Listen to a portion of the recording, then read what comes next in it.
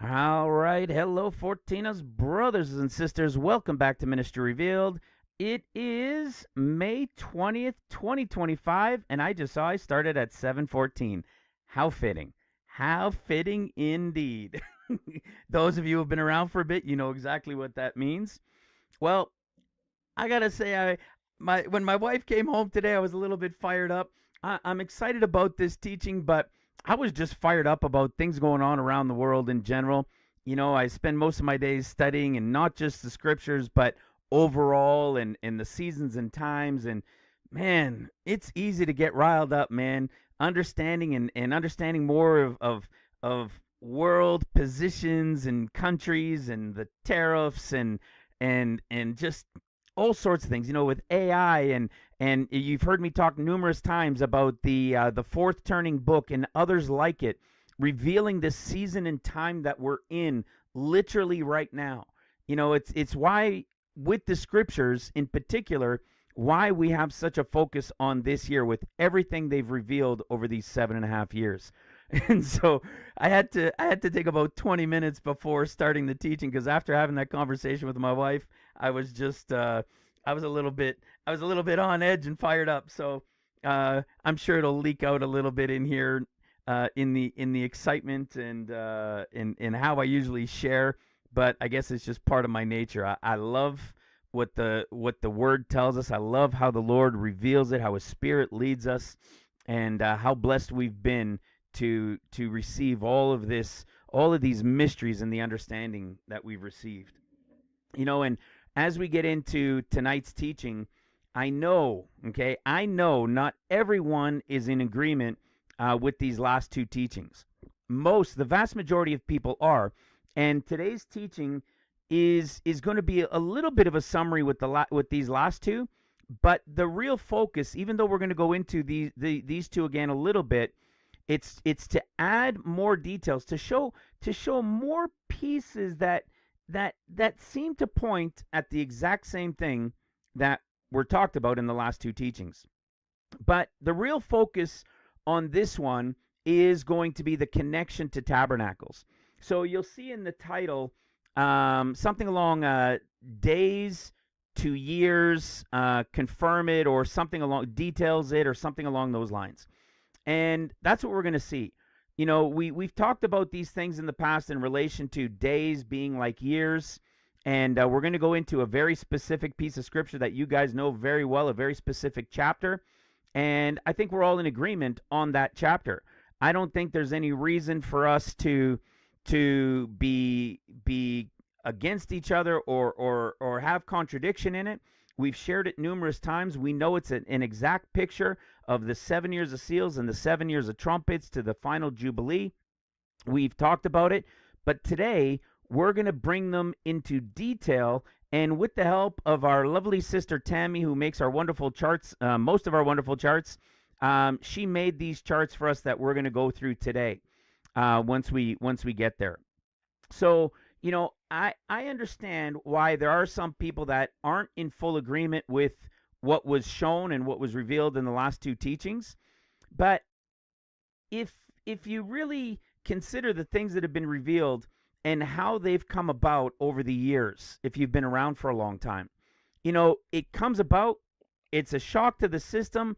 You could see it. You're not too sure. There's maybe a hole to poke here or a hole to poke there. But as it continues to reveal itself and complete the picture over time, it always makes it clear. I always like to use the example of the mountain of the Lord. When He's coming with paradise at the end of 6 years of seals. It seemed like a crazy thing back then when it first came about, and it was like my most drastic video back then, even after the incredible revelations of the Gospels and the years. And I was freaking out over that one. But I knew I understood it. I knew I understood it because how it came to be revealed and as I sought it out. Well, I feel the exact same thing about these. I understand how it came about. I understand that it began with the word in. I was confused like everybody else in accepting the narrative we've been taught. But to do that, as we shared in the last two teachings, would be to leave the gospel of Luke, Mark, Matthew out as a discrepancy. You see, we know there's no discrepancies. That's what this ministry reveals, is the revelation, the prophetic of these discrepancies. They're not discrepancies, they're prophecy. And that's what we kind of showed in the last two, but this one is really going to put it in your face in detail with these charts so that you'll be able to see it and understand it to yourself, and a couple more points pointing right to the same storyline again. So I understand some believe, by using the Hebrew calendar, which I'm sticking with, some believe we're probably on the wrong calendar. Others believe like I just said, we should maybe use John instead of the Synoptic Gospels. Others believe that the Sabbaths are wrong, and so that where these things land should actually be on other days. And that pretty much covers the gamut of where people are that aren't fully, they're understanding it. They're generally in agreement, but there's still some differences that others see. And I'm not against it. I have just, with all of the studying that I've done, with the digging that I've done, not discrediting what others have dug, this is the absolute best combination of all of the Gospels with the law, with the timeline from the crucifixion, from the Passover to the crucifixion, with the amount of time and people Jesus went to see and was brought to before the time of the crucifixion, and then to the resurrection. It makes a lot more sense. It aligns with all the Gospels in relation to not only sticking with John, but Luke, Mark, Matthew, which we'll briefly touch on again, and with what the law told us. So with that, I want you guys to know, I'm not dismissing, I'm not saying it's necessarily all perfect yet, but it is vastly more in order and understood than we have ever had it before. And I can only expect, as with all of the other revelations that have come to reveal understanding, not only through the prophecies of the end of days, but that brought clarity to the is and the was. It has done it every single time. And I believe that's more of what you're going to see tonight. That showing the is to come of the days as years, of the Passover week of unleavened bread to the Feast of Tabernacles, is going to prove what we've understood in the day counts of the events that took place during Passover, and then we're going to take that and follow it through into Tabernacles in the days to years, and we'll see how these days line up to the years, and then hopefully the more people can make their decision based on this and have the clarity as I have come to see and understand it, and as I know the majority of you have as well. So I believe once again today, it will be no different than it was with every other teaching. It gets clearer and clearer and clearer, and the end of days and the revelation of the prophecies of the end of days reveal these things to us in the clarity of the days that they took place. All right? So hopefully with that, we've got it laid out. We get it. We understand it. And now we'll just get digging into it. Another piece when we get there, how I talked about with the week of Passover, of unleavened bread. It's 7 days long. Within 7 days, there has to be a Passover somewhere. Okay? And we shared where it was and what it was connected to in relation to Scripture. Well, when we get to Tabernacles, we're going to look at the same thing, and we have to understand, well, it's 7 days and then the 8th day, new beginning. So where is the Passover? Where is the Sabbath within those 7 days? It has to be in there somewhere. So what does prophecy in the years reveal to us about the days? Okay? That's what you're going to see. And both of them tell us the same story in relation to the years based on their days. It's a big deal, and I think it's very important because it clarifies and confirms so much more for us. Okay? If you're new to the ministry, as I always like to get into, you can either go to ministryrevealed.com or you can go to the playlist right here, and click on this intro series right here. When you click on this intro series, it will bring you to this first video right here. Let me make sure I paused it with my mouth wide open. With this intro series right here, there's 15 teachings in here, but the key that I always talk about are these first 4. This 22-minute intro, this one right here, is a little detail, a little glimpse to warm you up for what you're going to understand in the next 3. The second one is things that you've just heard me talk about. They're the discrepancies that people call within the differences of the Gospels. We've revealed here that the discrepancies aren't discrepancies at all. They're actually prophecy, and we have proven it out dozens and dozens and dozens of places all throughout the Gospels within their differences. It's absolutely mind-blowing. And one example I usually give is if you go to the Synoptic Gospels of Luke, Mark, Matthew, the first will be last, the last will be first. So Matthew, Mark, Luke, in the end becomes Luke, Mark, Matthew. You'll see that Jesus, as he's going to the cross, is arrayed in a gorgeous robe. It means white, radiant, beautiful, kind of like a bride. In Mark, he's arrayed in purple, and in Matthew, he's arrayed in scarlet. Were they colorblind? No. What's the point of the story? Well, the pre-trib bride is connected to Luke. The pre-trib is the Luke, the Gentile bride of Christ. And when you see purple and scarlet, those are the same colors of the beast of Revelation. That's because Mark's group representing the world, the Gentiles grafted into the house of Israel, they're going to be here during seals. That's the 7 years of seals. And then you've got scarlet, and then you've got the time of Jacob's trouble, these 7 years of trumpet judgments.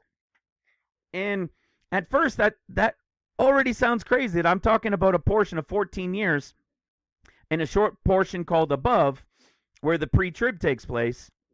Well, that's when you're going to get into this one. You'll start with a 30-minute Bible study. That's what this is, all from the Word, showing you what these differences reveal in the prophetic. And then you're going to come to the third teaching, which is another 30-minute intro Bible study. We've got 3-hour teachings, more than one, on these 2 teachings right here.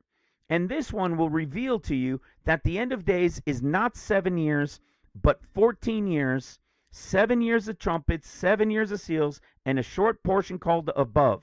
Matthew, Mark, Luke, in the end becomes Luke, Mark, Matthew. And what it reveals is that pre, mid, and post are all true.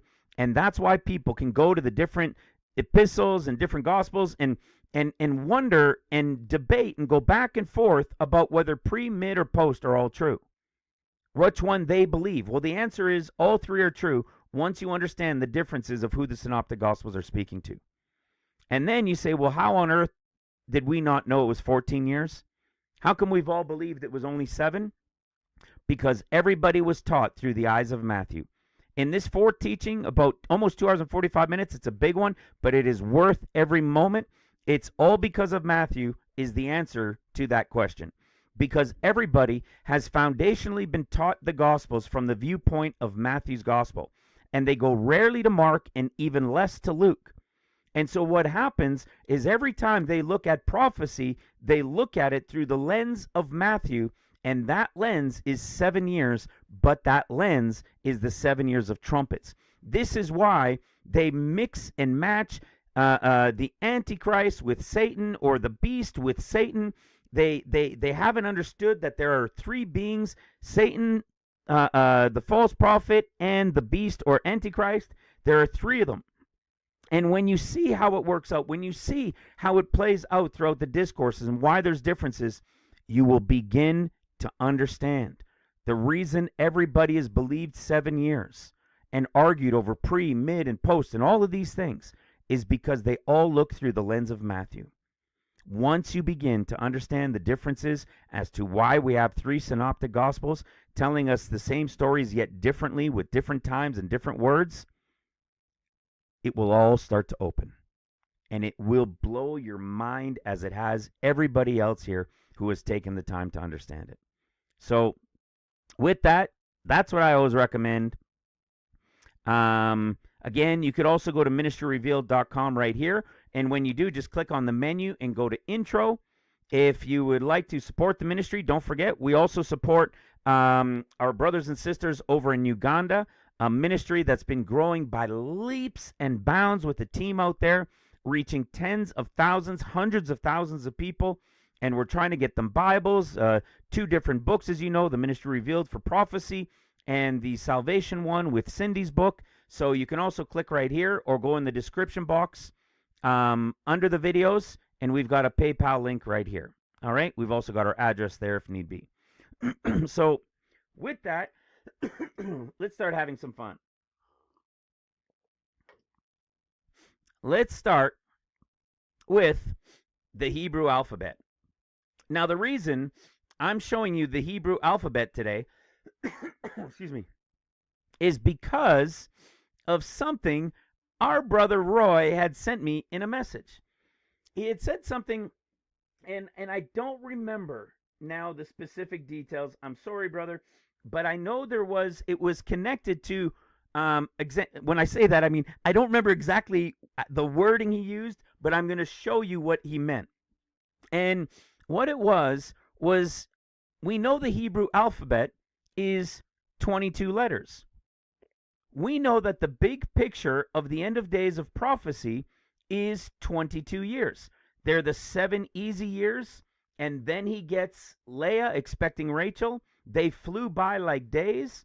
Then you've got the 7 years of seals, the 7 years of trumpets. That's when he had to work another 7 years to get Rachel. And then he worked 6 more years for the cattle, and he made a covenant with his father-in-law after 20 years. And that's when the Lord returns, feet down on the Mount of Olives, after the big picture 21 years, or at the end of 13 to start the 14th year, returns feet down. It's going to be as it was in the days of Noah, confirming the covenant, destroying all of the enemies, and then it'll be the final Jubilee, which in the big picture is the 22nd year. In the end of days picture is the 15th year. And what are both of these a portion of? Well, the 7, 7, 7, 7, 7, 7, 7. Okay? The 49 years to the 50th year Jubilee. It's just these are the tribulation years, and this is the Spirit-filled leading people, preparing the people for this time about to take place. So we've understood this for years now, the big picture. And this big picture, as you all have understood if you've been around for a while, you could see that in the intro series. I think it's the last teaching, and it's the last teaching on the intro series on the website as well, where it's called It's All a Fractal. We have the year count wrong. Okay, so when we talk about 70 years, over the years, as you watch older teachings, we've been trying to track down where the 70 years is. And I believe we finally got it. It's like this chart here. I have to redo this chart. I haven't redone it yet because we've been working on all of these other charts and also in preparing for teachings. But now that those are coming to an end, I'll update all of these charts. Just because the years count change, it changes nothing in relation to what happens during the time of prophecy when it starts. So in that teaching, It's All a Fractal, it shows that from the beginning of creation to the end of the millennial reign will be 21,000 years since in the beginning, and it's going to end at 22. Okay? The eternity after the millennial reign will be the 22nd thousandth year. That will be the new beginning, the eternity of everything. Okay? At the end of the millennial reign. It's also the picture of the end of days. We know there were 7 easy years. You got the 7 years of seals, 7 years of trumpets, and the 22nd year in the big picture is going to be the final Jubilee, and in this case would be the beginning of the millennial reign from that final Jubilee in relation to years. What we're going to talk about tonight is then how these years of 7 of seals, 7 of trumpets to the 15th is the same picture as the big picture in the thousands, as the big picture of the years, as it is to the years of seals and trumpets, to the days of unleavened bread, to the days of tabernacles. But why am I showing you the Hebrew calendar? Because it starts with 1. Why am I showing you the Hebrew alphabet? Because just as the revelation of the end of days in the big picture tells us in Scripture, it begins with in the beginning, like the beginning of creation, and it ends with 22, the end. What's the Hebrew alphabet? It just so happens that the Hebrew alphabet is 22 letters long, And the first one is Aleph, which is the head of the ox, which is the constellation of Taurus. It represents the Lord, the beginning, right? The Lord himself is called what? The Alpha and the Omega, the beginning and the end. In Hebrew, he's the Aleph and the Tav. Well, what do we know about this in Genesis 1? In the beginning. What is this word beginning? We know that this word beginning is Christ. It's literally Jesus. Jesus is the beginning. Okay? In the beginning, meaning in Christ, God the Father created heaven and earth. Hello. John chapter 1 confirms all of these things. And when Jesus was then made light, you see, and God said, let there be light. God the Father then had Jesus be made light. Excuse me. And we see that again in John 1. But this was from in the beginning. Who's the beginning? Well, Jesus Christ is the beginning. Right? Jesus is the beginning. He is the Aleph. He is the beginning. Well, what else is he? He's the end. He's the Tav. What is the Tav? It's a cross. It's a cross. He's the beginning and he's the end. Huh. Watch this. This is pretty cool. When the Lord God told Moses, this is the beginning of your years and the beginning of your months, what did he tell him? He told him right here. He told him Nisan 1 or month 1, right? And in Moses' day, where was the first month of the year? It was in Taurus. Right? We've showed that the history of that Taurus was the beginning when the Lord God told Moses, this is the beginning of your months and the beginnings of your years. It was Taurus. And the beginning is who? The beginning is Christ. It was Taurus in the beginning. So who is it? Christ. Christ was the beginning. Okay? And this goes all the way back. It's the same picture in the big picture of all of creations, back to in the beginning being Christ, being Taurus. Well, let me ask you something. What is the cross? When Christ died on the cross, he of course he took our sins away. But had he not resurrected, would it have meant anything? You see? Would he have really been who he said he was if he had not resurrected? You needed the resurrection, right? So he's what? He's the beginning and the end, the Taurus and the cross. And when did the cross end? At his resurrection, right? It's the 22nd letter of the alphabet. Crucified, in the grave, resurrected on the first day of the week. Meaning, this is the Sabbath, and this is from an evening to evening, the first day of the week, or from a day to day, the first day of the week. How can we know? Well, it's the 22nd day. It's the 22nd day. It's been in front of our eyes the entire time. What's the 22nd day? It's the new beginning. It's the Jubilee. What do we call it in trumpets? 7 and the 8th day. What's the 8th day called? We'll talk about it later, but it's called the new beginning. So if it's the new beginning, and in the big picture, the end of the millennial reign and the new beginning of everything, how is the 15th or the 22nd and so forth, or the 8th, 15th, 22nd, how are those the Sabbath? It's been in front of my eyes on our chart for years. 1, 2, 3, 4, 5, 6, 7. 1, 2, 3, 4, 5, 6, 7. How on earth was I saying the 8th and the 15th were the Sabbaths and the 22nd and the 15ths and the 29ths were the Sabbaths. If days are years and years are days in the prophetic, that's an issue, isn't it? It's clear it's 7, 14, 21.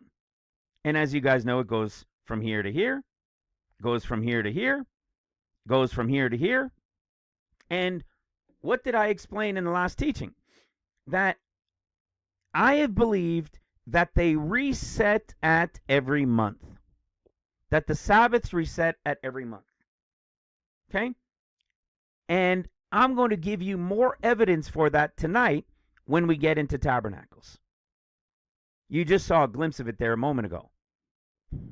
So you see what I'm saying? You see how it's all in everything?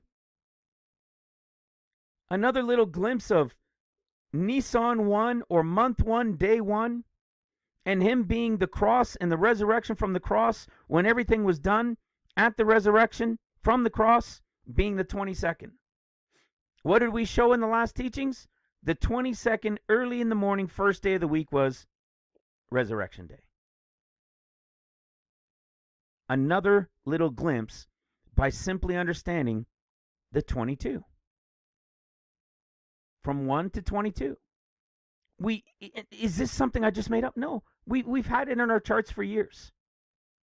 We've showed and talked about the Hebrew alphabet numerous times over the years. And want to know what's interesting about it? It just reminded me years ago, I had contemplated in talking about many things with the Hebrew alphabet, I had contemplated many times why the cross was 22. It didn't make sense to me. Because he's the beginning, the end, he's the Taurus and the cross. We had understood Taurus now for a long time, for a few years now, but it still never made sense why the cross was 22. I think it does now, doesn't it? He's the beginning and the end. His resurrection sealed the deal. It was done. That's why. Now, here's the next thing. You guys will remember this. We've talked about this. I just talked about it a moment ago. This whole thing of days as years and years as days is not something made up. It's been understood in the realm of prophecy with Scripture for centuries. Now, when it started here with this ministry, I didn't know it right away, right? These things revealed themselves, and then we go look them up, and these things in relation to day-year principles for prophecy in year days, they'd been around for centuries. Well, that's exactly what we keep talking about. These pictures of years, of the 7 years of seals, 7 years of trumpets, and the final Jubilee, we've talked for a long time, this picture over the last 2-3 years, this picture of Deuteronomy 16 with unleavened bread and tabernacles. And now it's becoming even more clear. What about this? This one we shared in the last one, so this is just for a little reminder that sunrise to sunrise is a regular day in Scripture, but Sabbaths and feast days are observed from sunset to sunset. That's why our charts really help this out a little bit more by having two different sides. So what did we show? At Abib, at the crescent of the moon, it's declared at sunset. But day 1 begins at sunrise, and it's sunrise to sunrise is day 1. But the declaration comes on the evening of the day before with the crescent moon. So when you're counting in relation to Sabbaths and feast days, it's like you're counting the half day before the start of the month. So there's your evening to evening, day 1, 2, 3, 4, 5, 6, 7. This is your Sabbath day. You do it again. This is your second Sabbath of the year. This is your third Sabbath of the year, and so on. Okay?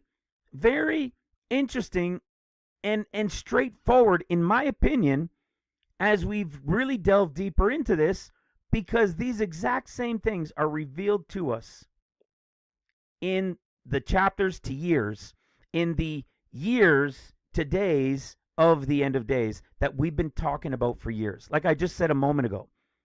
I mean, there's the Sabbath. There's the Sabbath. There's the Sabbath. Why was I thinking it was the 8th, 15th, 22nd? When every single time the 8th day represents new beginning, right? The first day of the next week. It's craziness. It's funny how something just, once you see it and once it opens up, you just shake your head and you're like, what the heck was going on there? See, it's part of this process, and as the Lord brings more clarity and the Spirit's leading, it starts to all make more sense. And it doesn't just make more sense to this, it clarifies many, many more aspects of it. So this, as we shared in the last one, we've understood this now. So when we come to Deuteronomy 16, as mentioned a moment ago, I think it's safe to say that anybody who's been around, at least for a little while or several years, we are all on the same page, as far as I know, that we are all on the same page of what Deuteronomy 16 reveals. It is unequivocally the revelation of the end of days in the 7 days of Passover unleavened bread and the 7 days of tabernacles to the 8th day. We've shown this and talked about it in a surface way many times, but only one-dimensionally, meaning only by looking at a single year count and not having a sowing and reaping Tishri year count and a Nisan year count. Okay, we've talked in the last one a little bit more about this one, so we're only going to touch a little bit on it and then go more so into this one and see what it shows us. But we're, of course, going to do it on our new chart that's been put together, but the same chart, if you know what I mean. Okay, it's going to be this chart that we have with our Sabbath Tishri to our start of year 1 to Nisan over this year, starting over here, and how it goes 6 months offset back and forth. Okay, this calendar, this calendar, this revelation was a massive game changer for us in the revelation of the end of days. We've talked about it. We used to always go as a one-dimensional view and realize that some things just weren't lining up. And since the last several months, since last fall, so many of these details have opened up where it's not just one-dimensional, but there's a 6-month offset for the other year that goes all the way through. One being a Nisan year, one being a sowing and reaping year from the fall in Tishri. Okay? But when we've talked about Deuteronomy 16, it was still very clear in the one-dimensional view that you have the 7 days of unleavened bread. And what did it say about unleavened bread? It just so happened, like we shared in the last one, it just so happens, it says it'll be 6 days, and the 7th would be a solemn assembly in Deuteronomy 16. Well, that's the exact same wording that we get for the Sabbath. 6 days shall you work, and the 7th will be your Sabbath of rest. Unleavened bread, 6 days of unleavened bread, and the 7th is a solemn assembly. Do you know you don't get that wording in the 7 days as years or in the 7 days of tabernacles? It only happens in the unleavened bread of the Passover week. So this was also another big obvious clue in the wording of Deuteronomy when it told us, where is it? When it told us in Deuteronomy 16 verse 8, 6 days shalt thou eat unleavened bread, and on the 7th day shall be a solemn assembly. To the Lord thy God thou shalt do no work therein. It's the same layout as a Sabbath. 6 days work, seventh is Sabbath. Which means what? Which means if we've understood the Sabbaths, there's the Sabbath from the 13th to the 14th. There's the first day of unleavened bread. Remember, Sabbaths and feasts go from evening to evening. This is your Passover from sunset. The lamb is brought in to be killed and prepared, and they eat the lamb that night, and by morning it has to be gone. It has to be burnt for whatever's not eaten. But all of this is the first day portion. There's the evening. This is the first day portion of unleavened bread. So what do you get? 1, 2, 3, 4, 5, 6 days. What did it say? 6 days, and then what? The 7th day is going to be a solemn assembly. And you shall do no servile work therein. And the picture it lays out is 6 days and the 7th rest, exactly like it tells us for a Sabbath. And it's the only feast that it tells us this. So, what did we understand?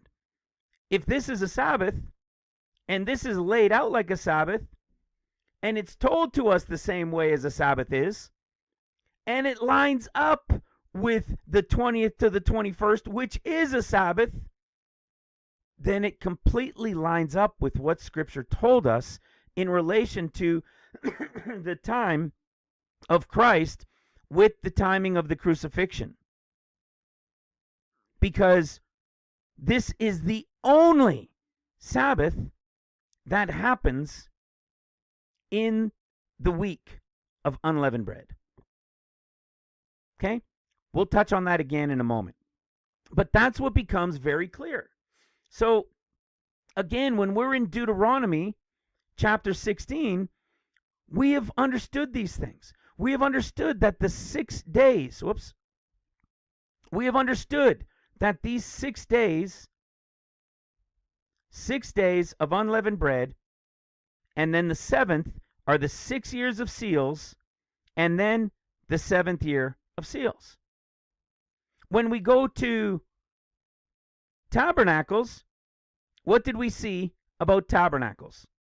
7 days of Tabernacles, and then it has an 8th day. So there is no break on the 7th day. It goes, where is it? It goes 1, 2, 3, 4, 5, 6, 7, 8 days of Tabernacles. And when we get to this later on, we're going to see what all of this tells us, what's taking place within these 7 and 8 days. And we're going to see if these days reveal more insight for us into the years, or if the years of the end of days will help bring clarity to the events of the days that take place in understanding Tabernacles better. Because what ends up happening? It's 7, 8 days long. So as I said earlier, well, where would the Sabbath be? The weekly Sabbath has to be somewhere in here. Can we understand it by the revelation of days to years and years to days? Yes, we can, and I'm going to show it to you. Okay, we're going to get into that. I also want to remind you that I'm using the year 2023 again, and the only reason I'm doing it is, as I said last time, is to avoid any confusion when people go and they're watching this and thinking that I'm talking about it for this year or next year or, that type of thing. I'm showing it with an old calendar because it doesn't matter what calendar you use. It's to show you the understanding of what unleavened bread, the week of Passover, reveals to the end of days, and what the feast of Tabernacles and its 7th to the 8th day reveal about the end of days, and how both give us clarity from the years into the events of the days. Okay? So don't get caught up in relation to it being 2023. So now Now, again, with Deuteronomy 16, we've seen this and understood it and shared it on this a number of times over the last several years, but we've never gone into the details, the deeper details in a detailed chart for both the Feast of Unleavened Bread and the Feast of Tabernacles.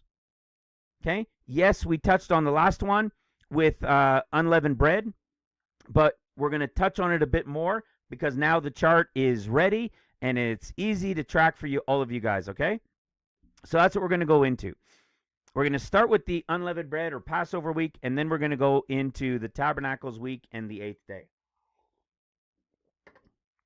So we're already starting to see glimpses confirming these things that we have shared and have understood. Now, we're going to go have a look at something real quick. Again, this was a share that came in the forum. And for those of you who don't know what I'm talking about, if you're new, you can go to ministryrevealed.com. And I think actually I put links under videos too in the description box. You can click on the forum link or go to ministryrevealed.com, click forum, and join about 1,400 people from around the world, like-minded brothers and sisters, diligently seeking and sharing and prayers and Bible studies and all sorts of things going on in there. News and events globally. You can join us. It takes 5-10 seconds to sign up, and it's free. Well, there was something shared about the SOP, and I don't know if it was a private message to me or if it was public. I can't recall now. I'm looking at so many different messages. But we talked about this word SOP, right? This word SOP in John chapter 13 excuse me, is used only 4 times. And all 4 times that it's used right there in John's gospel. Excuse me, in chapter 13. But that word for SOP comes to another word which is only used 1 time. Okay? This word for SOP, let me go to it. Let's go to John chapter 13. And I thought this was very interesting. As am I saying, oh, this is the absolute proof. This is what says this is what it is. No, I believe it's just dropping another little hint for us. Okay? Let's just read what it says. 4 times the word SOP is used. It's used all 4 times in this scripture right here. But it comes from 55:97, and it's used 1 time. Kernels in the fingers, a husk, okay? This one place it's used is in Luke, G59:97. It's used in Luke chapter 6, verse 1. Now, I think most of you are going to understand why I thought this was interesting. Listen to what it says. Luke 6, verse 1.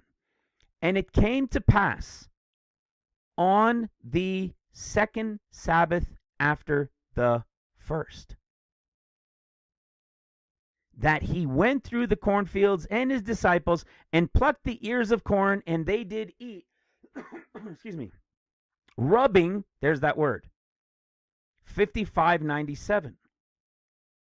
So a defining root word for the word SOP, which means like to rub out, to rub out through your hands, to break off a piece, for the word SOP, comes from a root word used 1 time in Luke chapter 6, verse 1.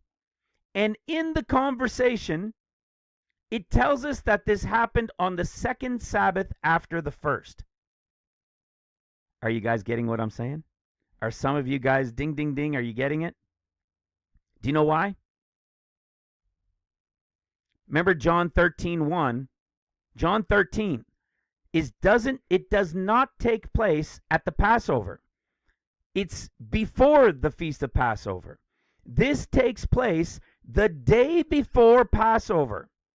Okay? The day before Passover. And we see, as we shared in the last one, that Satan, at the end of this supper, the devil puts into the heart of Judas. And this supper is taking place at Passover. And so during at the day before Passover, so at this after dinner, in this evening of the day before Passover, Jesus tells us the story about the sop, that when he dips this piece rubbed in, like a rubbed off piece, and dips it in, whoever he gives it to is the one who's going to betray him. And then we saw in Luke 13:27 that then Satan entered him after he received the sop. Now, we shared in the last couple teachings how from this, most pastors, if not all, believe it's the same story, just told a little differently in Luke, Mark, Matthew, when it's not. It's completely different. Watch what happens. When we go to Luke chapter 22, watch this. This is really exciting. Like I said, another little clue. Now look what happens. Then Satan entered Judas. So we saw Satan didn't enter Judas until after he received the sop. So now this is after Satan had received the sop, the time of the next day. And look what's come now. Now it's the time of unleavened bread, when the Passover must be killed, which is what? The time of unleavened bread, when the Passover must be killed. When does the Passover get killed? On the evening of the 14th. Okay? Remember that? We saw that numerous times over the years, right?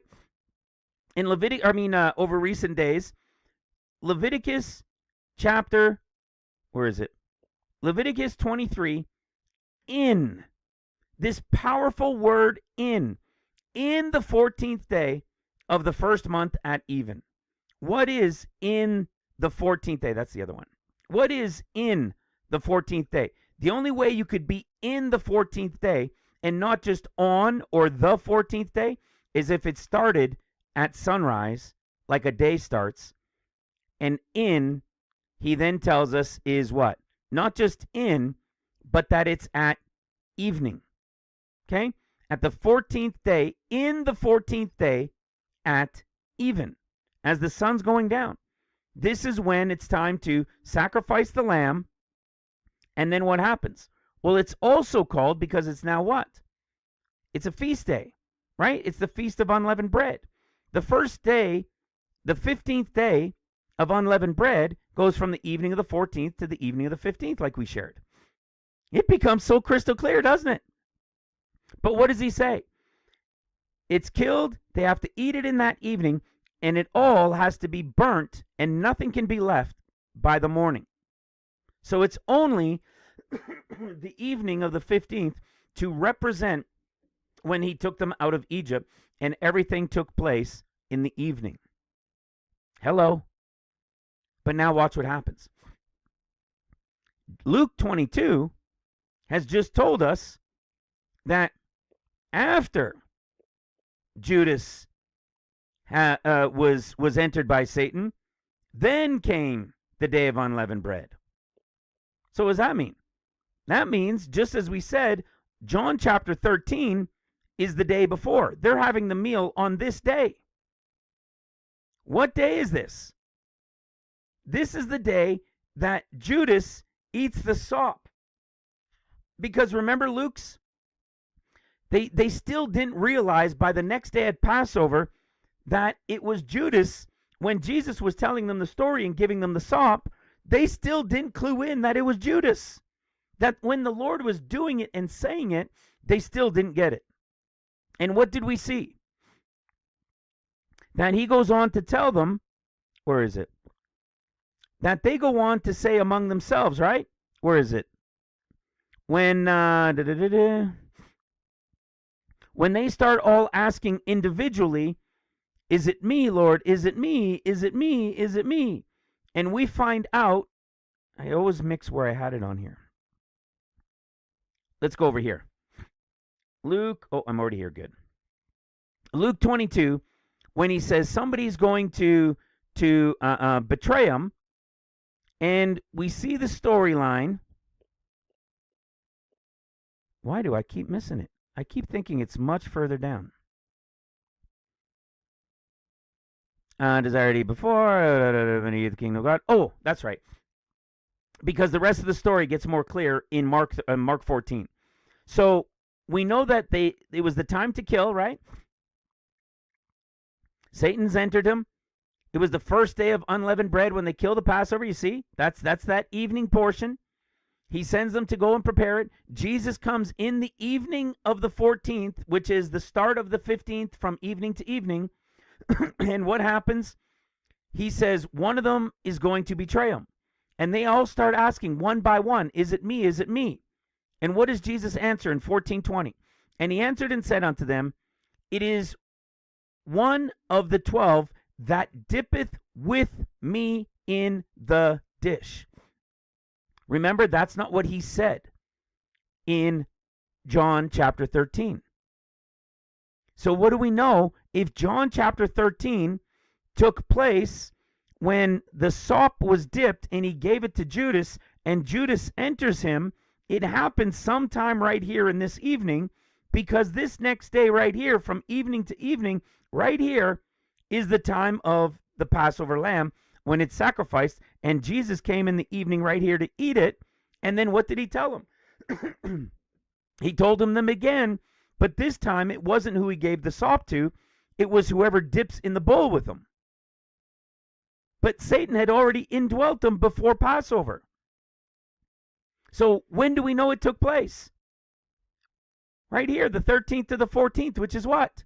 The Sabbath. So from the beginning of the month, this is what? Sabbath 1. What is this? The second Sabbath, right? So this is the second Sabbath after the first. This is the second Sabbath from the start of the year. And what did we just show the word sop came from? The word sop has a root word in Luke chapter 6, verse 1, which is connected to the word rubbing in relation to rubbing off a piece of bread for when he dipped the sop in, because it's the root word. It's one of the root words from the only 4 places where sop is used. And look at what the connection says. The second Sabbath after the first. We just showed and we were teaching that this right here was the Sabbath meal that they were having in John 13, and the sop was given right here to Judas when Satan enters him. And the only place the word sop is used is right here to John 13 in 4 places. And the root word of it goes to Luke 6, verse 1, which comes from the breakdown of like rubbing, like to rub off, breaking off a piece of bread that he would have dipped the sop in. And the place where it's found, it says it was the second Sabbath after the first. Remember I said it wasn't going to be everything pinpointing and saying, see, this is absolutely it. But is it another connection? Of course it is. This is the second Sabbath after the first. This is the first Sabbath of the year. This is the second Sabbath of the year. It's the second Sabbath after the first, and it's the exact same day connected to when the sop was given and Judas entered him, which is the sop referencing the word rubbing. That is pretty cool. It's in the exact same place where we had shown it based on Luke chapter 13, John chapter 13. And that's why it's so important when we understand that. And then you realize that this wasn't Passover, but that Passover begins on the evening of the 14th. And the evening of the 14th is also the beginning of the first day of unleavened bread. And in Luke, Mark, Matthew, he's eating the Passover meal. So clearly he couldn't have been taken yet. And this is where the story goes, where many people, I had somebody share with me also that they were speaking to their father and shared with their father and said, you know, that they had just recently understood from these revelations that Christ wasn't actually crucified at this time. And the father's answer was along the same lines that many people, I've come to find out, have shared the same thing, have said, well, I have often wondered how on earth Jesus could have been taken late in this evening and like 6-8 hours later was crucified after being brought from one place to another place to another place, back to the other guy before the crowd of people, then crucified. It didn't really make sense.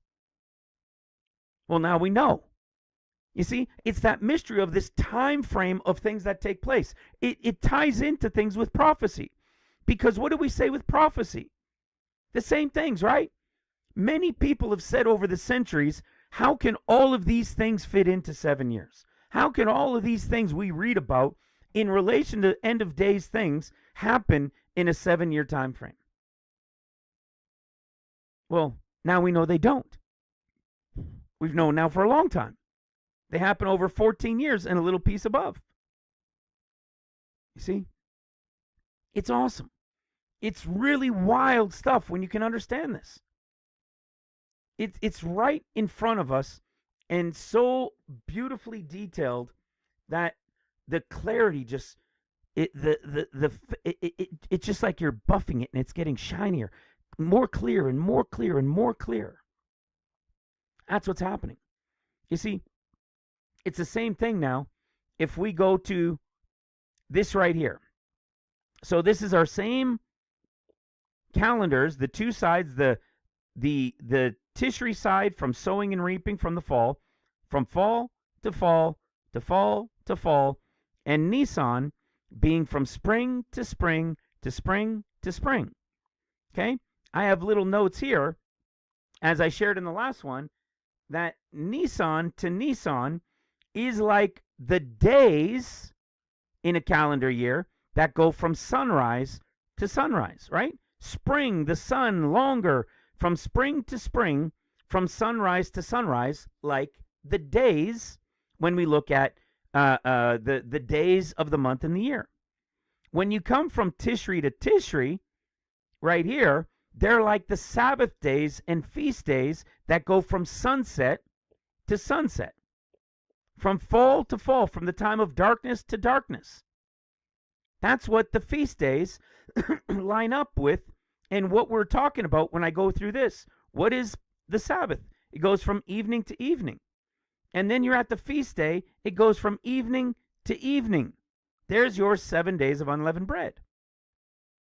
But when we're talking about days of the year, they pronounce the new month starting at the crescent with Abib, but the day begins the first day of the month from sunrise to sunrise.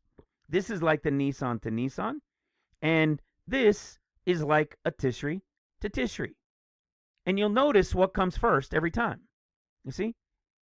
Tishri, like a evening to evening, a Tishri to Tishri, starts before a sunrise to sunrise. Lo and behold, that's what our chart has revealed as well. So here's some of the things that we've talked about. Well, let me explain to you some of the chart on both sides.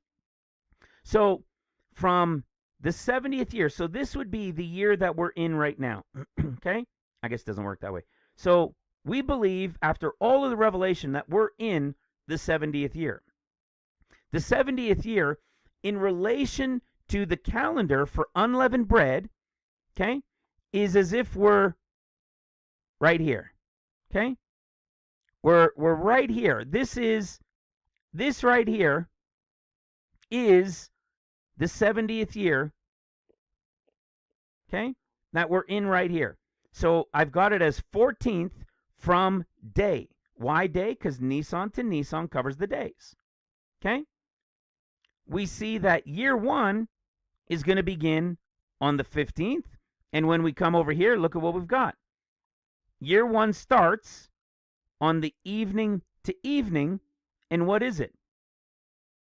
It's the 15th day from the evening to evening, which is Tishri to Tishri. So what do we see? Then the evening to evening, from Tishri to Tishri, evening to evening, right? Where do we see it right here?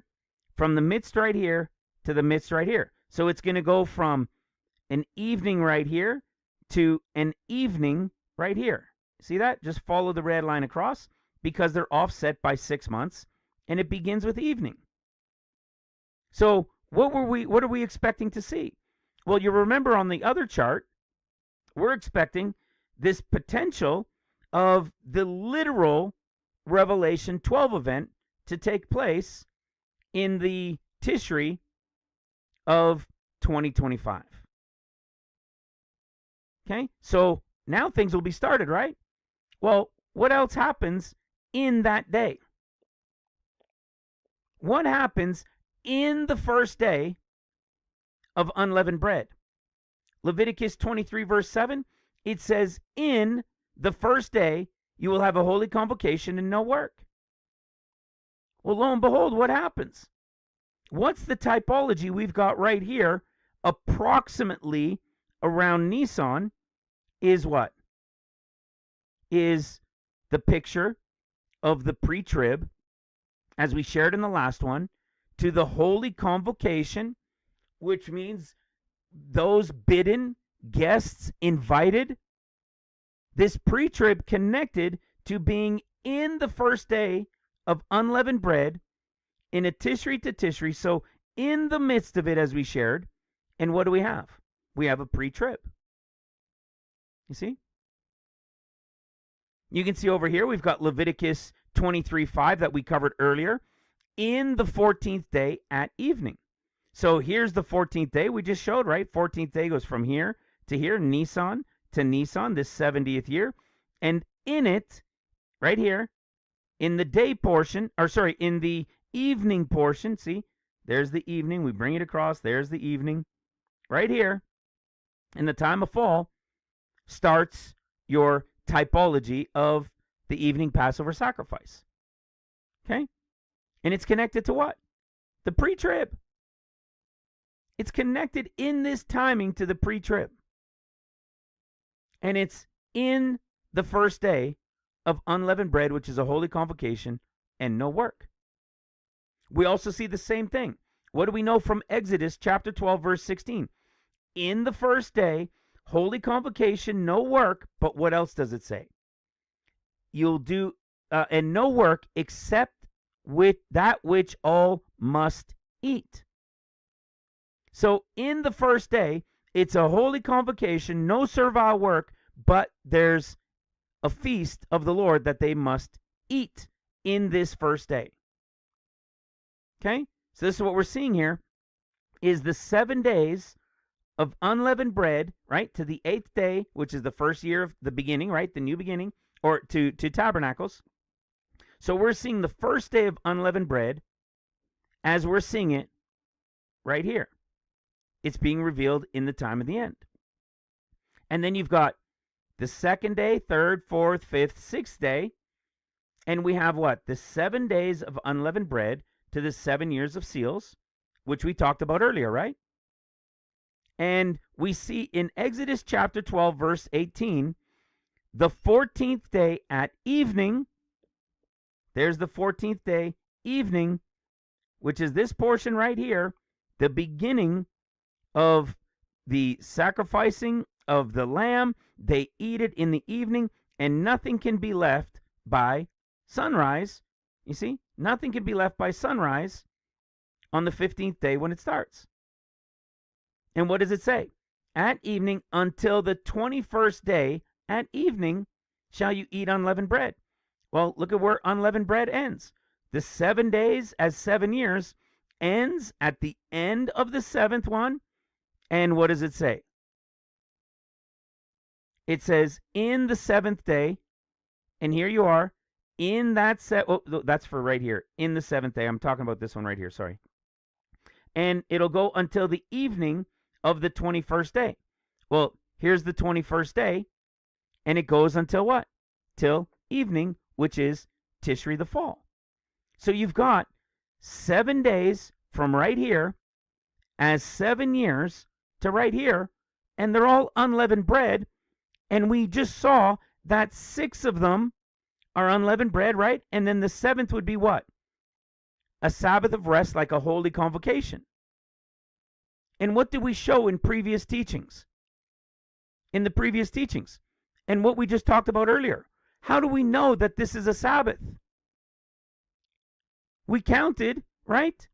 From day 1 and we found this is the Sabbath, and this is the Sabbath, and this is the Sabbath. This is the only one that's the Sabbath that lines up with what we were told in the Gospel of John in relation to John 18 and 19 that we'll cover again in a moment. It's right here. Look at this, the 20th to the 21st, see, at evening. That's the end right here. At evening, that's your end of unleavened bread. Look at that. At evening, the end of the 21st right here, at evening, is your picture of your 7 days of unleavened bread to your 7 years of seals judgments. Well, what do we know about the 7th year? It's a Sabbath. It's a Sabbath year. We've always had it as a Sabbath year. And we just saw how it read as a Sabbath in relation to unleavened bread. So how are we supposed to dispute days as years, years to days, and the fact that it read like a Sabbath? 6 and then the 7th. It lands in the exact same place.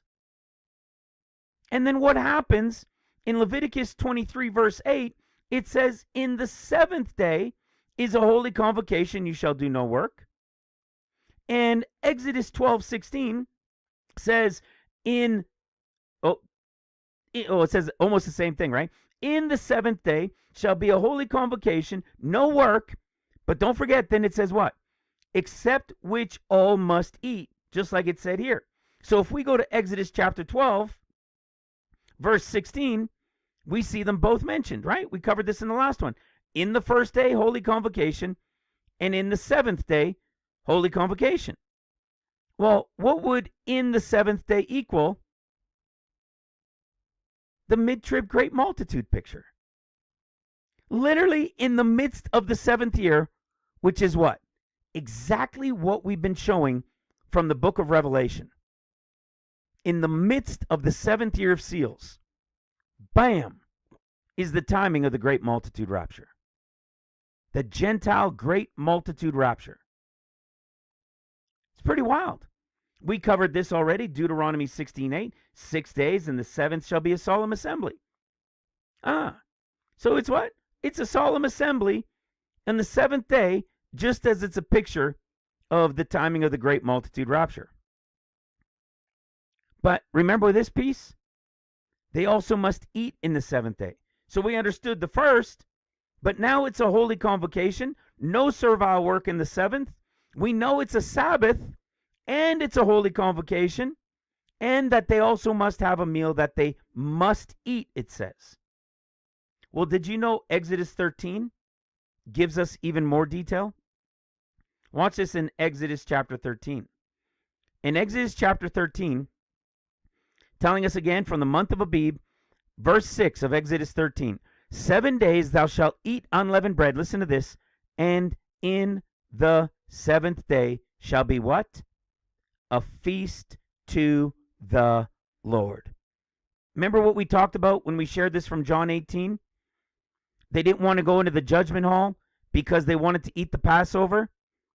And when the world talks about this, they believe that they didn't want to go in the judgment hall because they wanted to eat this Passover, because if you follow John's gospel, you think Jesus is having this meal, he's taken here, and that he's crucified on the 14th and has to be in the grave before here so that they could eat the Passover meal. But if you follow that, you can't believe what Luke, Mark, Matthew say. And that's what we shared in the last one. The only way to understand Luke, Mark, Matthew also in the storyline is to realize that this is a Passover. And that in this Passover is the 7th day of unleavened bread, and in it is a holy convocation. They could do no servile work, and there's a meal that they must eat because it is what? It is also a feast of the Lord. A literal feast of the Lord on the 7th day. What is it the 7th day of? It's the 7th day of Passover, unleavened bread. So when we read this, it threw us off because everybody thinks it's the literal evening of the 14th,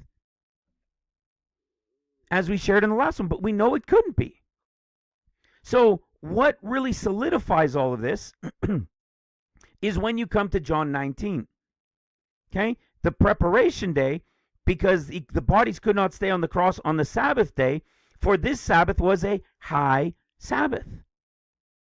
Well, if we've just proven out when the Sabbaths are, not only in the years, but we can do it to the days, and we know that this 7th day, 7th year is the Sabbath, and it's a holy convocation, it means it's a Sabbath with what?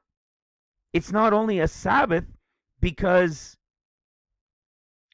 of it being a Sabbath, but it's also the 7th day of unleavened bread, which is a holy convocation, which equals then a high Sabbath. There is no possible way of having that happen over here when they're not allowed to do any servile work. I don't know if you guys caught that on the last one. You see, in saying that Jesus is taken here, right? They would call this the day of preparation.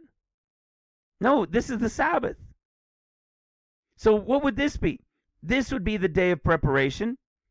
There's your Sabbath, and your Sabbath is a high Sabbath because it's also a holy convocation and it's a feast to the Lord. It covers John 18, and it now also, and we showed it last time, it covers John 19. What proves this out to us? What is the thing in this that gives us even more evidence? The years. The days to years, the years to days. So now that would mean Christ resurrected, as we shared, early in the morning on the first day of the week, which would be the 22nd, which brings us back to the alphabet being the beginning and the end. So he resurrects on the 22nd, and when he resurrects on the 22nd, the first day of the week, early in the morning, let's see what this gives us. Are you ready for this? Are you ready? Are you sure you're ready for this one? This is where he's crucified on the day portion, right? He has to be put in the grave, okay? He's crucified during the day. Remember, these squares go from sunrise to sunrise. This is your sunset to sunset. He's crucified, put in the grave, okay? And he resurrects early in the morning on the 22nd, which is the first day of the week. Which means, okay, he's in the grave during the Sabbath, which is a high Sabbath because it's also a holy convocation and a feast to the Lord. And he doesn't resurrect in the evening. He resurrects in the morning, early in the morning, right? The Nisan to Nisan, he resurrects early in the morning on the 22nd day, which is what? The 8th day, right? It's also a picture in relation to days to the 8th day or 22nd day, which is the first day of the week, and he does it early in the morning. Okay? That is what? Resurrection day. Resurrection day, first day of the week in the morning, start of day one, early in the morning, first day of the week at sunrise. Are you ready for this? Do you see it already? You understand why I have it highlighted? Let me zoom in for you. The equivalent in the end of days, in the end of days, oh, come on now. In the end of days 2 years of unleavened bread, to the years of seals, to the understanding with the Sabbaths, to all of the scriptures, and Christ's death in resurrection in 33 AD. Oh, I must have hit something. Shoot. In 33 AD equals what we shared in the last one when Christ. Oh no, I hate when I do that. I don't know what the button is to get out of it. is, remember right here, this line right here, because after the 7th year of seals, we had the 7th seal in chapter 8 of Revelation. Remember that conversation? And they won't start rebuilding until around the spring, the start of the 8th year on the year side, which would be the midst of the first year on the Tishri side. And what year is it? 2033, brothers and sisters. I just showed this count with unleavened bread, days to years, Sabbaths in their place, holy convocations, evenings to days, evenings to evenings, days to days, track them all with the calendar to the end of years, and the resurrection day this year, in account from the fall of 25 and the spring of 26, beginning the 14 years on the day side, equals the picture of Christ's resurrection in 2033. Now, that just might be coincidence. You think so? Do you think that's coincidence after everything we've broken down, not only over the last couple 3 videos, not only since the mirror, but the 2 calendars, the feasts as days to years, and suddenly realizing this time, having worked all this with Tammy, that the first day of the week, early in the morning, is 2033, 2,000 years or 2 days to when they will be there on heavenly Mount Zion, all returned back, ready to rebuild. What are the chances? You see, because if we go back to this chart, oh man, I thought maybe it would only be 1. Okay, you'll remember on this chart, if we go all the way back to the time of Christ, and we track to the 15 years of Tiberius Caesar, we see that we have John's ministry beginning 6 months, lands somewhere about in here, about 6 months before Jesus gets baptized. Both of these things from Luke chapter 3 and Luke chapter 3, in the 15th year of Tiberius Caesar, John begins his ministry and Jesus is baptized. Both are in the 15th year of Tiberius Caesar, based on the history records of when he began his rule, which is in the September of 14, if I remember correctly, September 17th of 14 AD. And we're told in Luke chapter 3 that the 15th year of Tiberius Caesar, being a Tishri to Tishri, is his 15th year, and John began his ministry 6 months before Christ was baptized. We followed these things through, brothers and sisters. We followed these things through. We followed the Sabbaths to the Jubilees, from Christ's decree to the time of the death and resurrection of Christ in 33 AD. And here we are, looking at 2,000 years later, to the prophetic timing of days and years to days. And we get the picture of the resurrection called the cross, the beginning and the end, 2033. I told you there'd be new things pointing in this one, didn't I? That's what, 3 or 4 new things confirming the timing, the understanding, the days to years, the years to days. I am more convinced after this that we have understood the Sabbaths and the Passover of the first day of unleavened bread during the week of Passover, to the crucifixion, to the Sabbath being the high holy Sabbath, and the meal being eaten as that Passover meal is this feast to the Lord on the last day of Passover and the resurrection from the cross, the 22nd, the first day of the week, the beginning. I think it gets pretty clear, don't you?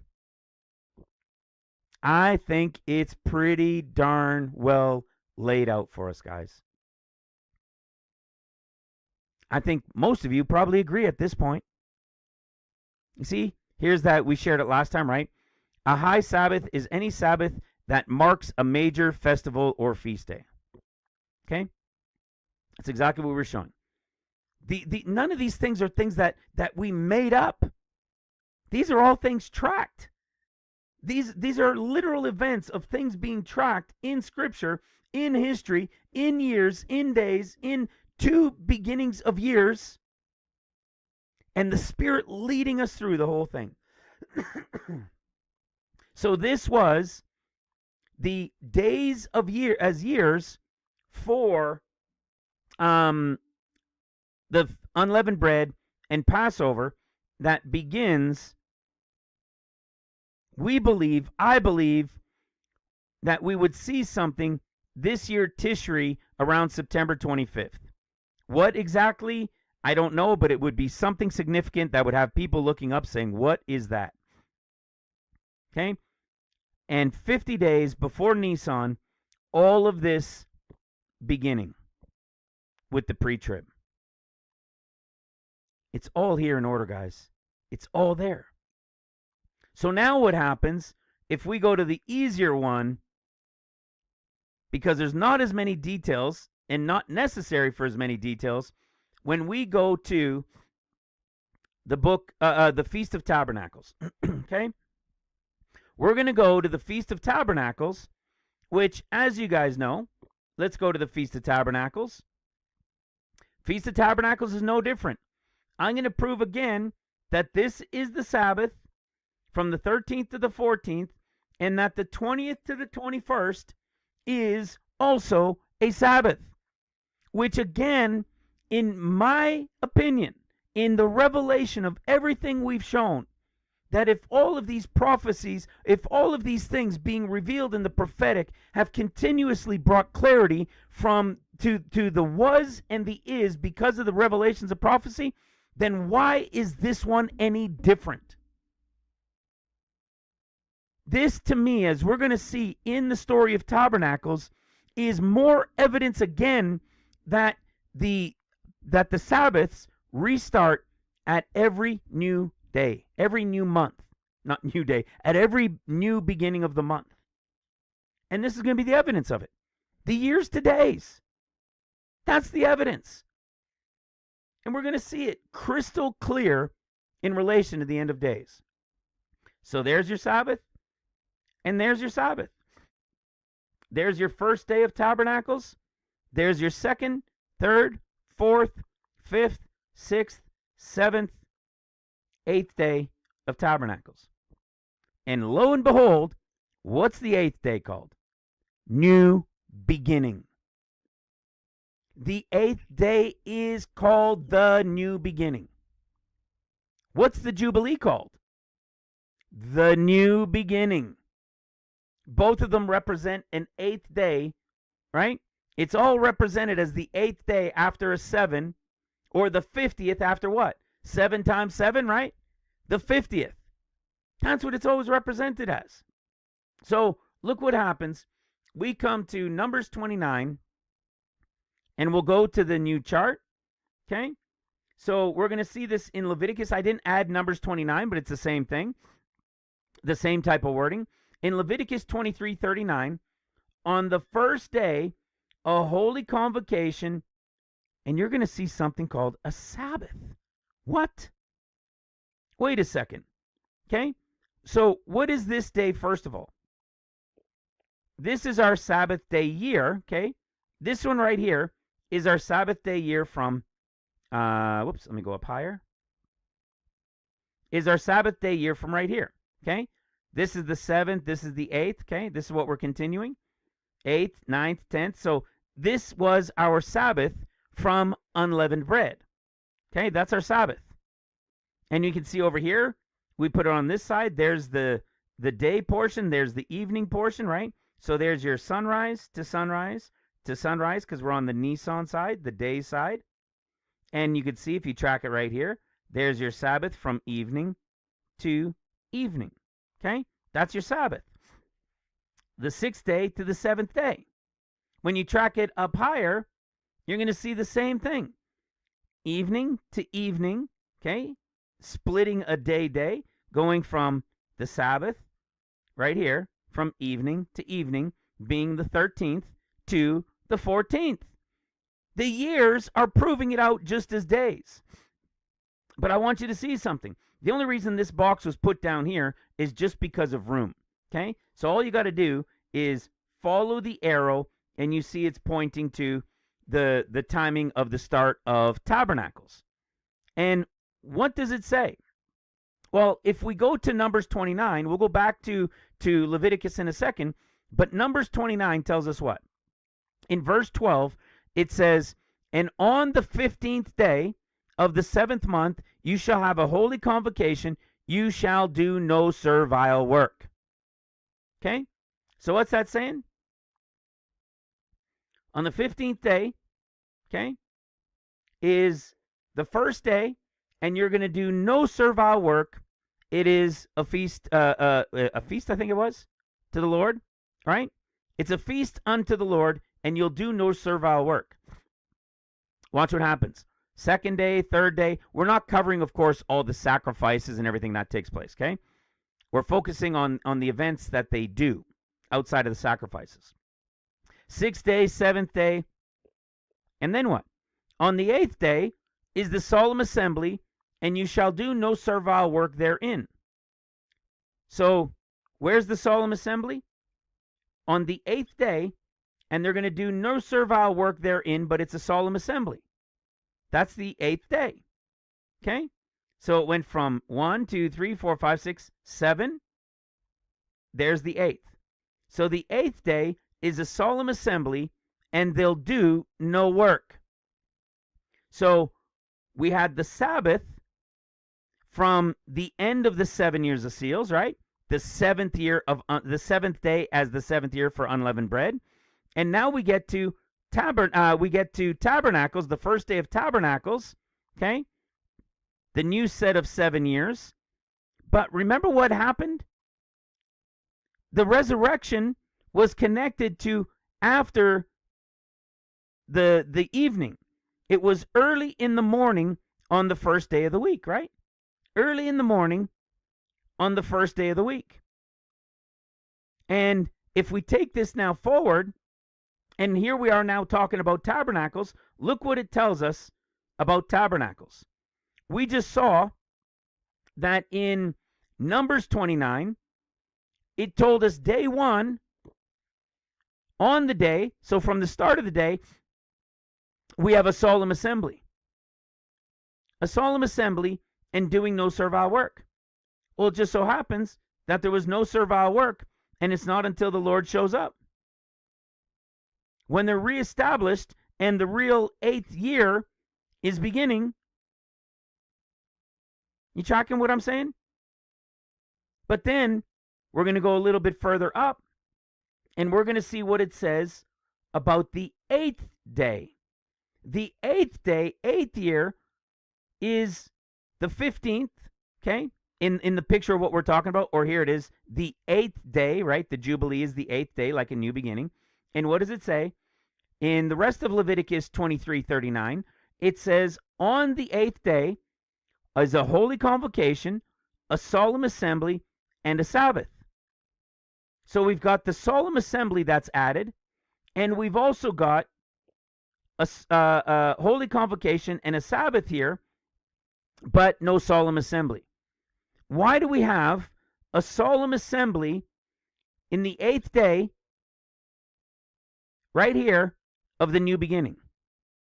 Well, if you remember what happens when they're all brought back from the wilderness at the end of 14 years, in the midst of the Jubilee, after the Lord replenished the earth with the water that will flow from the temple to begin the Jubilee year, they all come back in the Jubilee. Okay? So you have this on the 8th day in this 15th or in this 8th day of Tabernacles, okay, as the 7th day or as the 8th day of the week, here they are. It's not only a holy convocation, it's a solemn assembly. What is the solemn assembly? Well, those who flew away on the wings of an eagle are now going to be gathered back. They're now going to be gathered back, and this is Ezekiel 48, sorry, when they will all be given their portions of land. It's a solemn assembly on the 8th day, just as there was a solemn assembly on the 7th day. Remember what it said?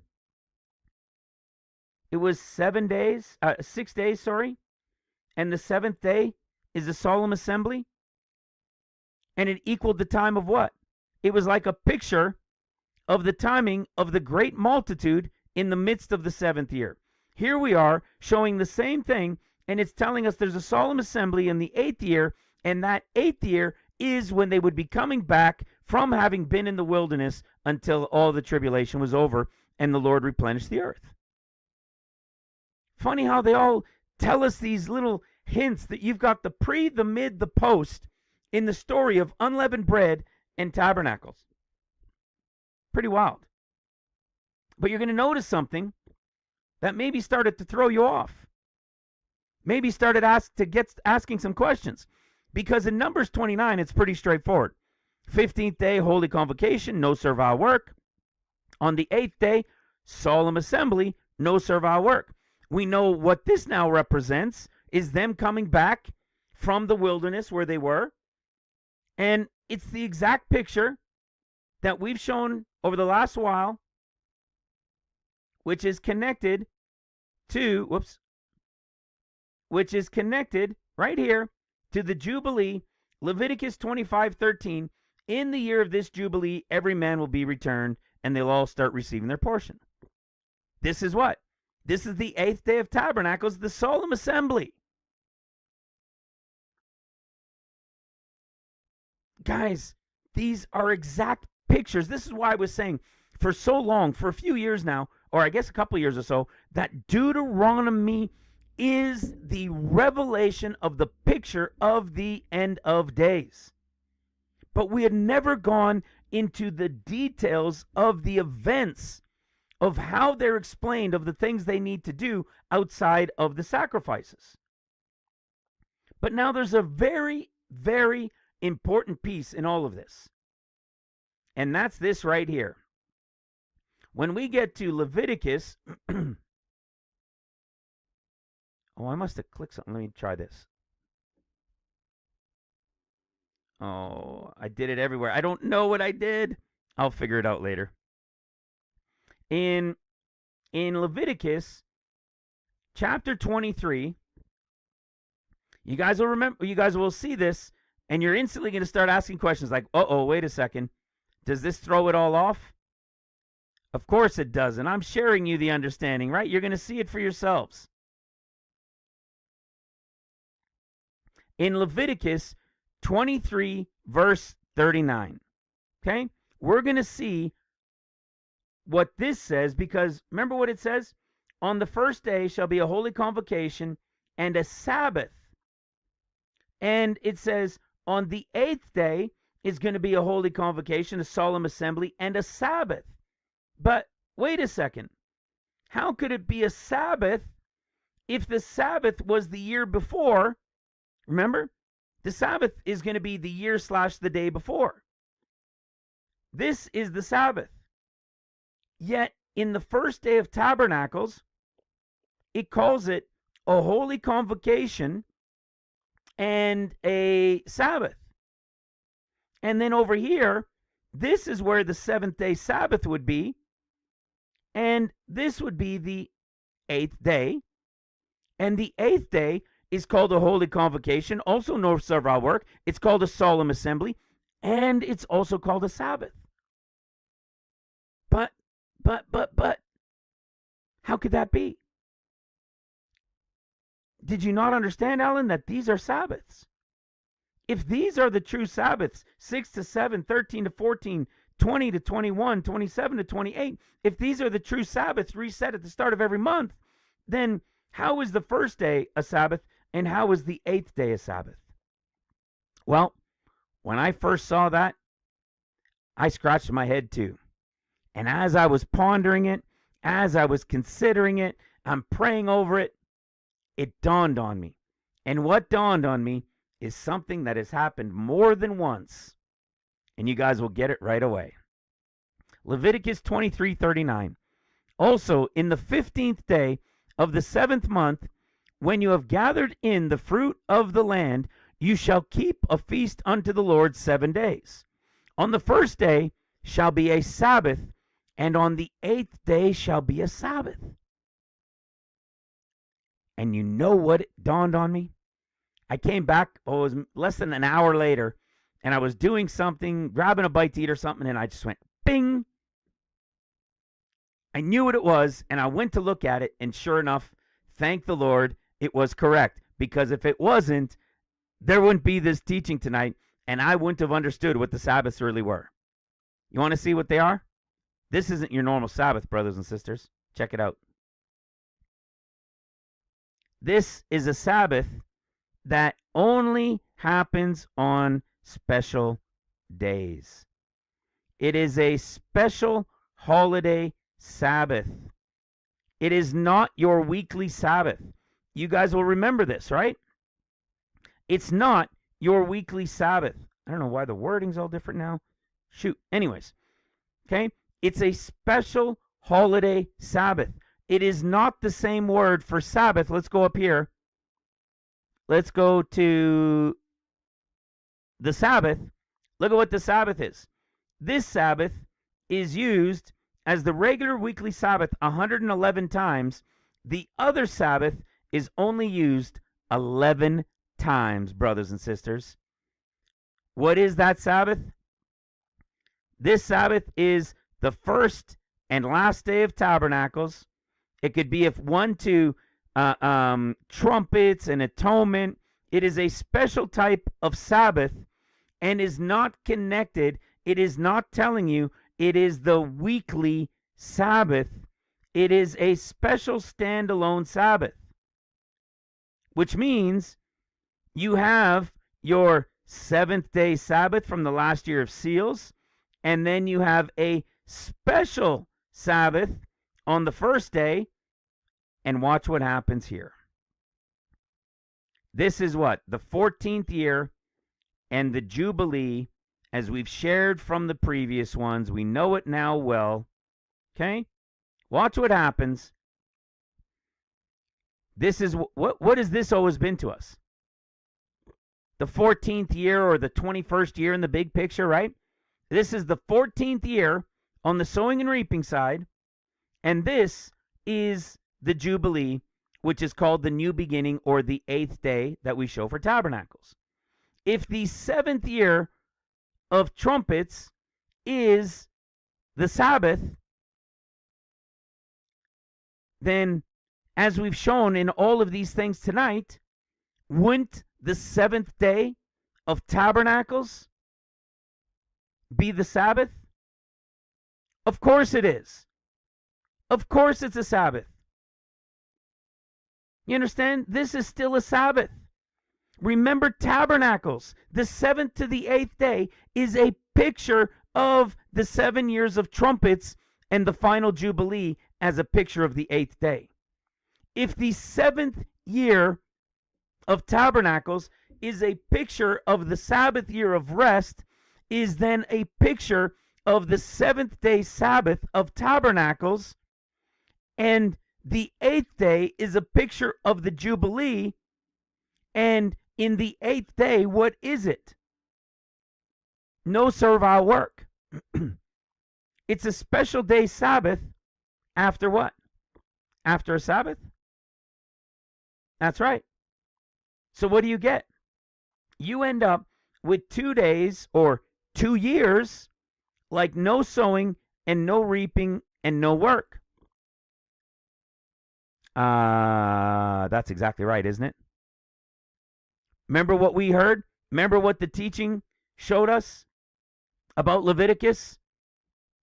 After the 49, and you get to the 50th year, and you proclaim a Jubilee, And they'll say, what shall we eat the 7th year? And I will bless it 3 years of increase. Remember that? In the 6th year, I will bring an abundance in your reaping. I will bring a blessing from that sowing. I will bring a blessing of reaping for 1, 2, 3 years you're going to be provided for. Because there's no sowing, no reaping, because it's a Sabbath year of rest.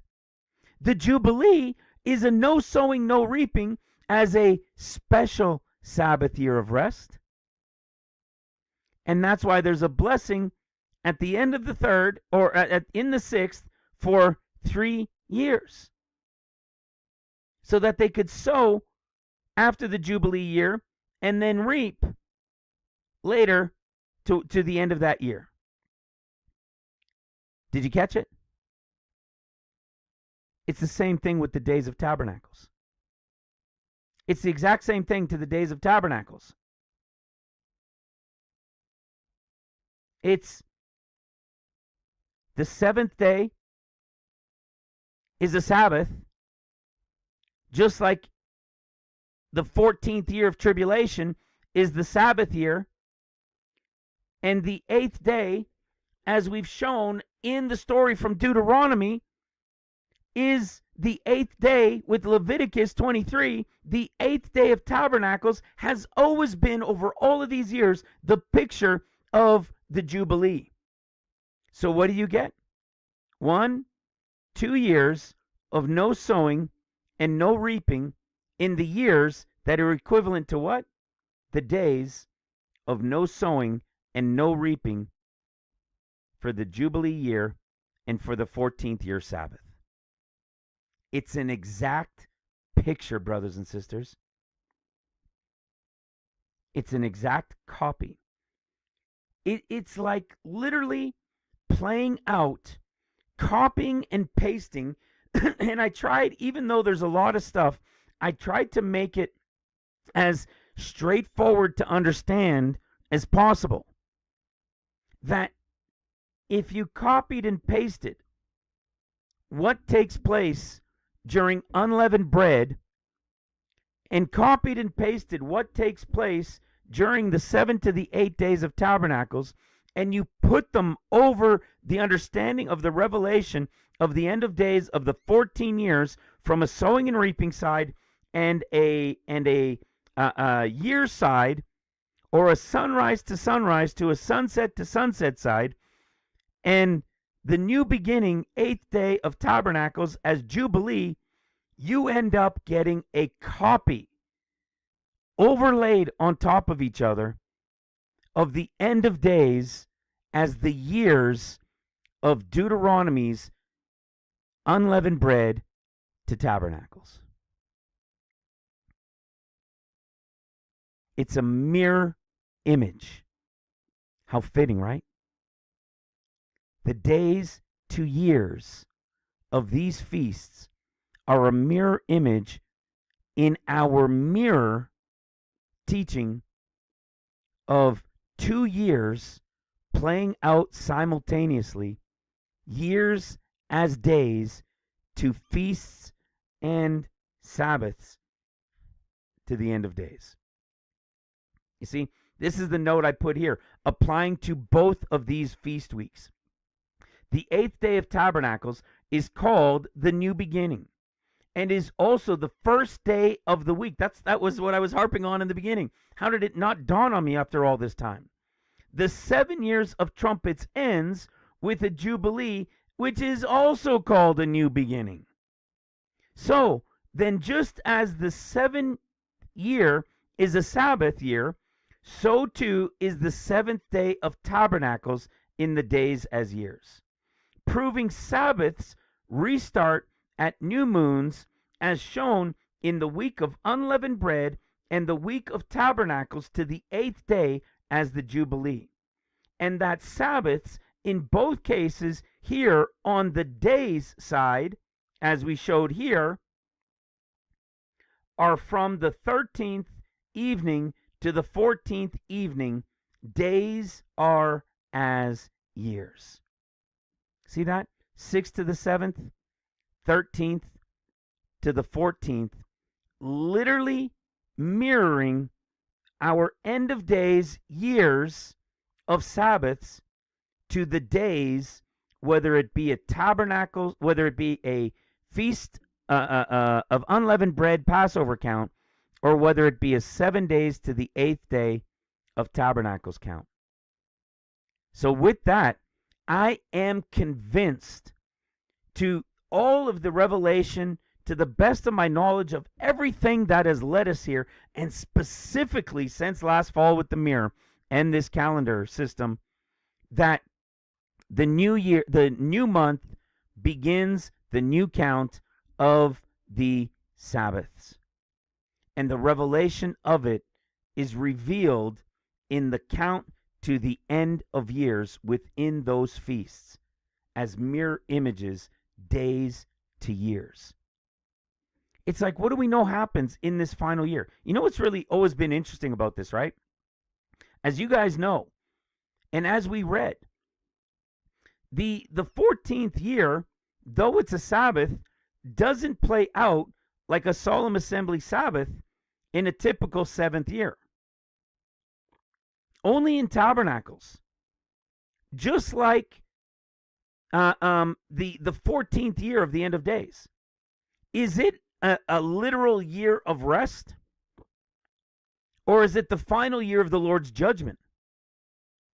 This 14th year is the final year of the Lord's judgment. He returns feet down on the Mount of Olives to start the 14th year. And when he returns feet down, excuse me, and brings judgment in that final year, it's not a year of rest. It's the year of judgment. It's the and what is it called, by the way? It's called the day. Remember that? Remember what it's called from Luke chapter 4, which is a picture of the return of the Lord that starts with the 40 days of the days of Noah, a prophetic typology of the 40 days of Noah. That starts the 14th year at the Lord's return, feet down in Luke chapter 4 from Luke in order. All right? And he talks about then at the end of it that he declares the Jubilee, and he declares the Jubilee at the end of it, which is a picture of the declaration from Isaiah 61. And you'll recall that Isaiah 61 uses the same wording we've been using all night, just as the title. To proclaim the acceptable year, okay? To proclaim the acceptable year of the Lord and the day of his vengeance. Because why? The days are years, brothers and sisters. They are images, they are mirror images of each other, and you could see it revealed again right here in this 7th day of unleavened bread, which is of tabernacles, which is the picture of the 14th year of tribulation. And this is when the Lord returns feet down and brings that day as year judgment upon the enemies, all of his enemies at this point, which is exactly the picture we get from Matthew chapter 24 in his discourse at the coming of the Son of Man. This is his return feet down on the Mount of Olives right here to begin the final 14th year, or the 7th year of trumpet judgments, or the 7th day of tabernacles, which you've noticed yourself. The 7th day of tabernacles is not a Sabbath, is not a Sabbath nor a feast day, because he's running right through it in that final 14th year or 7th day of tabernacles. He's running right through it with his day to year judgment. And it's Matthew 24 when he comes at the day an hour no one knows. It's going to be as it was, excuse me, in the days of Noah, and as it was in the days of Noah begins with 40 days and 40 nights, like the 40 days of Luke chapter 4. And as you know, it was the second month, 17th day, which is a prophetic picture from Matthew 4, the day and hour no one knows, being the Feast of Trumpets. And it goes to what? 1 year and 10 days in Genesis chapter 8, when it comes to the point of the second month, 17th day of the month, proving that the final 49th year, or the 7th year of trumpet judgments, the 7th day of tabernacles, the 14th year of tribulation, the day as year to the Lord in the final judgment, as it was in the days of Noah, when he brings judgment upon them all, is going to be 1 year and 10 days long, exactly as Leviticus told us it was, when Leviticus 25 said that the Jubilee sounding of the trumpet will be proclaimed on the feast of on the Day of Atonement, which makes it from the Feast of Trumpets to the Day of Atonement,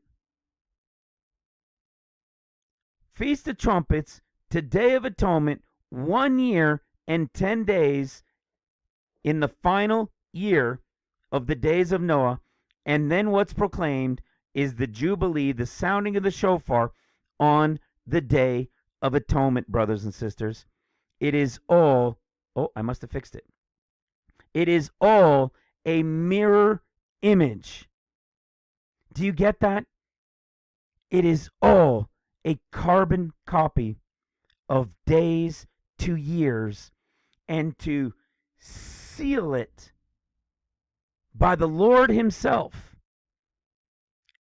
He told us through the revelation of Luke in order that in Luke chapter 4, the decree was made that began as the 40 days of Noah. That would be the final year, and it would end with him proclaiming the Jubilee at the end of the year and 10 days. And what did he say in Isaiah 61? A day as a year.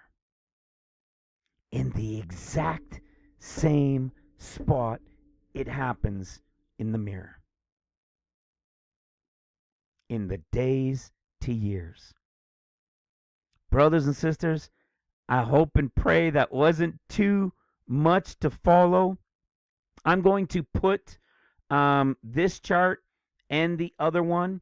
I'm going to put both of these, the Passover one and the Tabernacle ones, in links in the description box under this video. You'll notice this one has the specific days from evening to evening. This one has them from day to day, going all the way, just to help you out. I didn't do it over here, but you can just track it the exact same way, or just track them counting these days as days right here, these years as days. You can do the same thing. Okay. We also have another one right here that Tammy was able to get put together to me just shortly before starting the teaching. And right here, you could see it. We've combined them both together. So in fact, I think what I might do is just put this one in there for you guys, so you could have it on one piece, maybe print it out on 2 pages if you want it printed, or at the very least you can download it and track these things I was talking about for yourselves. It's wild, guys. It's so wild.